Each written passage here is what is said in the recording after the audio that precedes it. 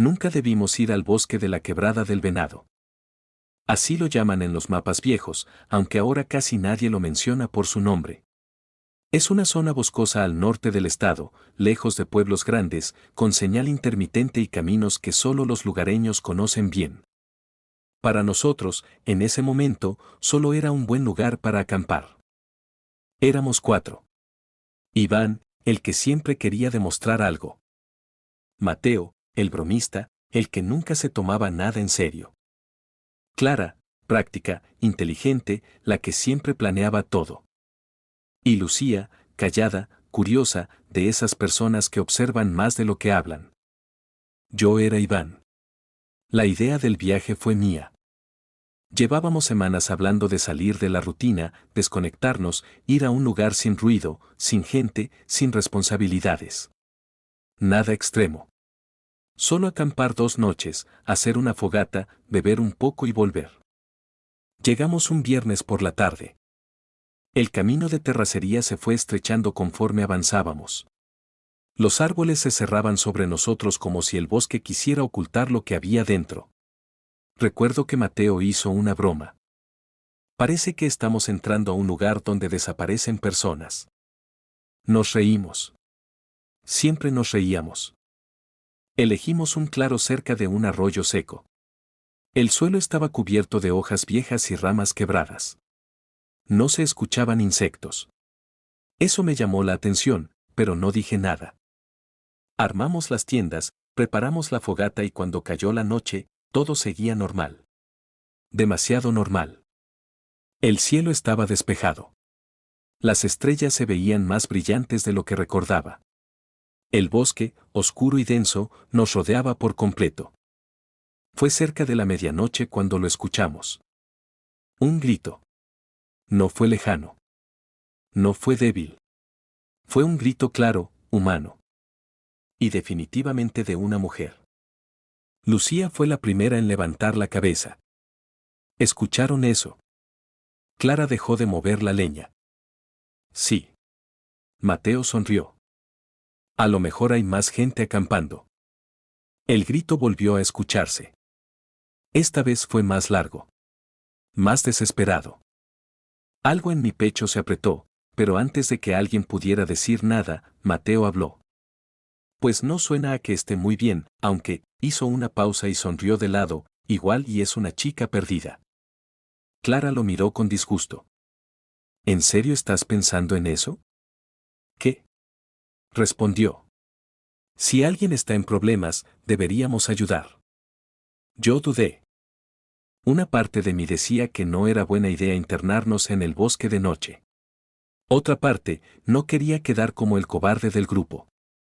No podemos ignorarlo, dije al final. Si alguien está herida y no hacemos nada. Lucía no dijo nada, pero ya se estaba poniendo la chamarra. Eso selló la decisión.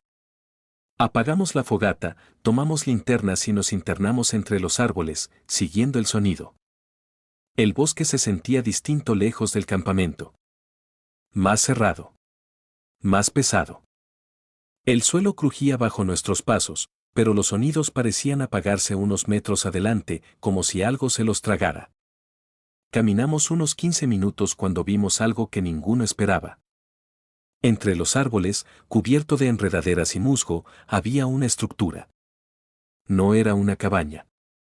No era una casa. Parecía un edificio. Muros de concreto viejo, ventanas sin vidrio, una entrada amplia como si en algún momento hubiera sido un lugar importante. No había caminos, no había señalización, no había lógica para que algo así estuviera ahí. Mateo silbó. ¿Y esto qué? Clara frunció el ceño. Esto no aparece en ningún mapa. El grito ya no se escuchaba. Solo el silencio. Y algo más. Un olor raro. No a humedad. No a moho. Algo metálico. Viejo. Denso. Tal vez alguien se metió aquí, dije. Revisemos rápido y nos regresamos. Entramos. El interior estaba vacío. Habitaciones amplias, paredes descascaradas, marcas extrañas en el suelo. No había muebles, no había basura reciente, no había señales de gente viviendo ahí. Pero se sentía usado. Lucía se quedó atrás. La vi detenerse en una habitación pequeña al fondo. ¿Encontraste algo?, preguntó Clara. Lucía señaló el suelo. Ahí estaba. Una caja.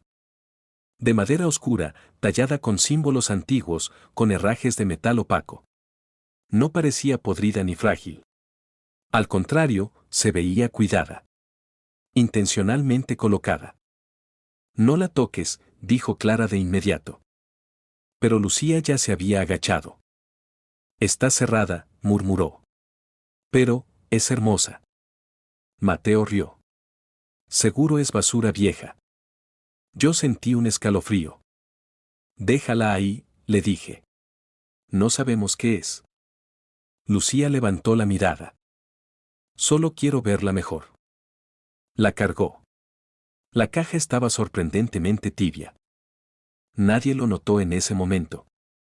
Salimos del edificio sin encontrar rastro alguno de la mujer que gritaba. El bosque volvió a cerrarse detrás de nosotros. Y el silencio se volvió absoluto. Cuando llegamos al campamento, Lucía dejó la caja junto a su tienda. Luego la abrimos, dijo. Con luz. Nadie discutió. No sabíamos que ya habíamos cometido el error más grave. Y que el grito que escuchamos no era una llamada de auxilio. Esa noche, el bosque no volvió a sonar igual. Normalmente, cuando acampas, hay grillos, hojas moviéndose, algún animal lejano. Aquí no. El silencio era tan espeso que casi dolía en los oídos. Solo se escuchaba el crepitar bajo de la fogata y nuestras respiraciones. Lucía no dejaba de mirar la caja. La había colocado frente a ella, como si fuera un regalo esperando ser abierto. La linterna hacía que los grabados proyectaran sombras raras sobre la tierra. No eran símbolos que yo reconociera, pero tenían algo inquietante, líneas curvas que no parecían hechas para ojos humanos, figuras que daban la impresión de moverse si las mirabas demasiado tiempo. De verdad no deberíamos abrir eso, dijo Clara por tercera vez. Lucía sonrió, pero no fue una sonrisa normal. Fue breve, tensa. Solo es una caja, respondió. Además, si estaba ahí abandonada. Mateo intervino. Vamos, ¿qué es lo peor que puede pasar? ¿Un nido de ratas antiguas? Yo dudé. Algo en mi estómago se retorcía desde que salimos del edificio, como una advertencia constante. Abran la mañana, propuse. Con luz de día. Lucía negó con la cabeza. No puedo esperar. Tomó una navaja pequeña de su mochila y empezó a forzar la cerradura. El metal chirrió, un sonido agudo que se sintió demasiado fuerte para el silencio del bosque. Cuando la tapa cedió, pasó algo que ninguno esperaba. No hubo objeto. No hubo joyas ni papeles. Solo un polvo negro, tan fino que parecía humo sólido. Salió de la caja lentamente, como si no estuviera obedeciendo a la gravedad. Flotó unos segundos frente al rostro de Lucía. No respires eso, gritó Clara. Fue tarde. Lucía inhaló. No mucho. Solo lo suficiente. Al principio, no pasó nada. Lucía parpadeó varias veces, como si tuviera algo en los ojos. ¿Estás bien?, le pregunté. Ella sintió, pero su mano temblaba. Sí, dijo. Me siento un poco mareada, nada más. Cerramos la caja y la alejamos de la fogata. Nadie habló durante varios minutos. Luego, Lucía empezó a reír. No una risa fuerte. Una risa baja, entrecortada, como si intentara contenerla. ¿Qué pasa?, preguntó Mateo. Lucía se llevó las manos a la cabeza. Escucho algo, murmuró. Como si alguien estuviera hablando debajo de la tierra. Clara se levantó de inmediato. Iván, no me gusta esto. Tenemos que irnos. Lucía se puso de pie de golpe. No. Gritó. Todos dimos un salto. Su voz no sonó como la de ella. Era más grave. Rasposa. Forzada. No se vayan, dijo, respirando agitadamente. Todavía no. Empezó a caminar alrededor de la fogata, descalza, sin parecer sentir el suelo frío. Sus movimientos eran erráticos, como si no controlara del todo su cuerpo. Lucía, mírame, le dijo Clara. Respira conmigo. Lucía la miró, y su expresión cambió por completo. Sus ojos estaban abiertos de más. Ellos están aquí, susurró. Siempre han estado. Mateo intentó tocarla del brazo. Lucía gritó. Un grito desgarrador, animal, que hizo eco entre los árboles. Cayó de rodillas y empezó a murmurar palabras que no reconocimos. No era español. No era ningún idioma que yo hubiera escuchado. Las sílabas eran cortas, repetitivas, con un ritmo extraño, como si estuviera recitando algo aprendido de memoria. El aire alrededor de la fogata se volvió pesado. Denso. El olor metálico regresó, mezclado con algo más oscuro, más antiguo. Lucía comenzó a convulsionar. Intentamos sostenerla, pero su cuerpo se sentía rígido, tenso, como si estuviera luchando contra algo invisible. Sus uñas se clavaban en la tierra, dejando surcos. Tenemos que llevarla al hospital. Gritó Clara, al borde del llanto. No discutimos. La cargamos como pudimos hasta el coche. Lucía apenas podía mantenerse consciente. Entre murmullos, repetía una y otra vez la misma frase.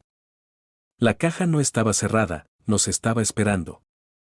Durante el trayecto, empezó a gritar de nuevo. Pero ahora gritaba nombres. Nombres que ninguno reconocía. Y cada vez que lo hacía, los árboles al borde del camino parecían moverse. Como si algo, desde dentro del bosque, nos estuviera siguiendo con la mirada. El hospital más cercano estaba a casi 1 hora por carretera. Un edificio pequeño, viejo, con luces blancas que parpadeaban incluso antes de entrar. Cuando llegamos, Lucía ya no podía hablar con coherencia. Gemía. No palabras. No frases. Sonidos. La bajamos del coche entre los 4. Un enfermero salió corriendo al ver su estado. Tenía la mirada perdida, los labios resecos y la piel fría al tacto, pero estaba empapada en sudor. ¿Qué tomó?, preguntó el médico apenas la subieron a la camilla. Nada, respondió Clara. No tomó nada. Solo, abrió una caja. El médico frunció el ceño. ¿Algún tipo de sustancia? ¿Alcohol? ¿Alguna droga?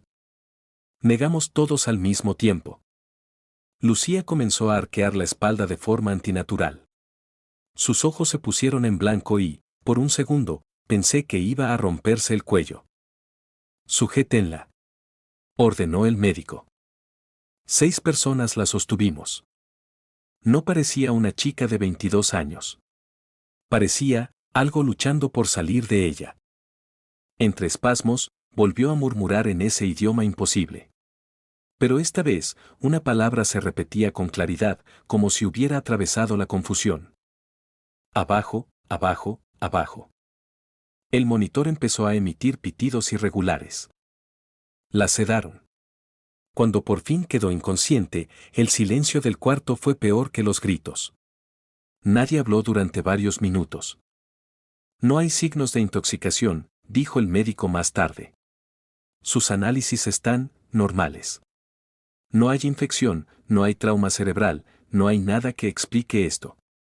¿Entonces qué tiene?, pregunté. El médico evitó mirarme directamente. No lo sé. Lucía no despertó en toda la noche. Pero no estuvo quieta. Dormía con los ojos entreabiertos, moviendo los labios, como si continuara una conversación que solo ella podía oír. A ratos, el monitor se alteraba sin razón aparente. Los médicos entraban, revisaban, ajustaban cosas, y salían con la misma expresión confundida. A las 3 de la mañana, Clara empezó a llorar en silencio. Esto es mi culpa, susurró. Debí haberla detenido. Mateo estaba pálido. No hacía bromas. No miraba el teléfono. Solo observaba a Lucía, como si temiera que en cualquier momento abriera los ojos y ya no fuera ella. Yo no podía dejar de pensar en la caja. En el polvo negro. En el grito que nos llevó hasta el edificio. Fue entonces cuando ocurrió algo que nadie pudo explicar. Las luces del pasillo se apagaron por un segundo. Solo un segundo. Pero en ese segundo, el monitor de Lucía se volvió completamente plano. Un pitido largo. No. Gritó la enfermera, corriendo hacia la cama. Las luces regresaron. El monitor volvió a marcar, pero distinto. Más lento. Más débil. Lucía abrió los ojos. Me miró directamente. Juro que me miró a mí. No era para mí, dijo con voz seca. Era para el que la abrió. Quise responder. Preguntarle qué quería decir. Pero sonrió. Una sonrisa torcida, que no reconocí como suya. Ahora ya saben dónde está la puerta. Su cuerpo se relajó de golpe. El monitor volvió a pitar. Y luego se detuvo. Los médicos intentaron todo. Descargas. Medicamentos. Compresiones. Nada funcionó. La declararon muerta a las 3:17 de la mañana. Días después, cuando volvimos al bosque con la policía para buscar la estructura, no encontraron nada. Ni edificio. Ni ruinas. Ni rastro de que algo hubiera estado ahí. Solo árboles.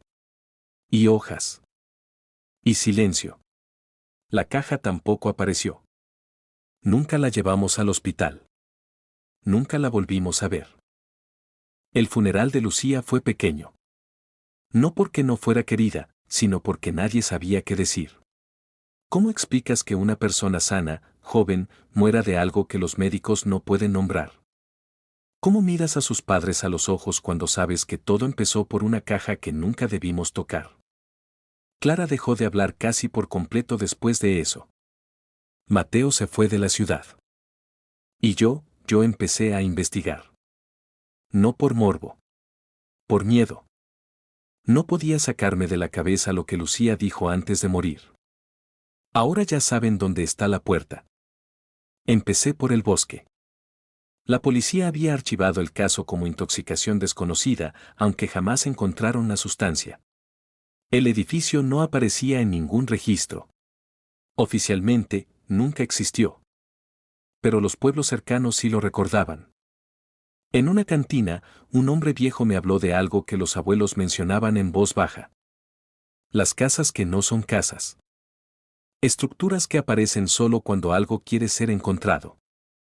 No eran ruinas. Eran contenedores. La caja, según él, no guardaba algo. Era algo. Una especie de sello. Un receptáculo para polvo ritual, usado para abrir caminos.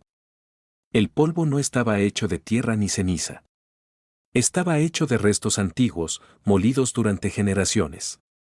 Personas. Animales. Cosas que ya no eran nada. Cuando alguien lo respira, me dijo, no se lo lleva adentro. Lo deja entrar. Entendí entonces por qué Lucía no fue la única. Buscando más, encontré reportes viejos. Casos aislados. Excursionistas. Campistas. Exploradores urbanos. Siempre igual. Un grito que imita auxilio. Una estructura fuera de lugar. Un objeto antiguo. Polvo oscuro. Delirio. Hospital. Muerte sin causa clara. A veces no morían de inmediato. A veces, empeoraban lentamente. Lo más inquietante fue descubrir cuándo ocurrían. Cada ciertos años. Siempre con el mismo intervalo. Como si algo necesitara tiempo para prepararse. Volví al bosque una última vez. No entré. Me quedé en el límite, donde los árboles empiezan a cerrarse. El aire se sentía denso, como antes de una tormenta. El mismo olor metálico flotaba apenas perceptible. Y entonces lo escuché. No un grito. Un murmullo. Muchos murmullos superpuestos, como voces que no entienden el lenguaje humano, pero lo imitan. Di un paso atrás. El bosque no me siguió. Pero entendí algo que todavía me quita el sueño. El grito que escuchamos aquella noche no pedía ayuda. Era un anuncio. Una imitación. Una forma de saber quién estaría dispuesto a acercarse.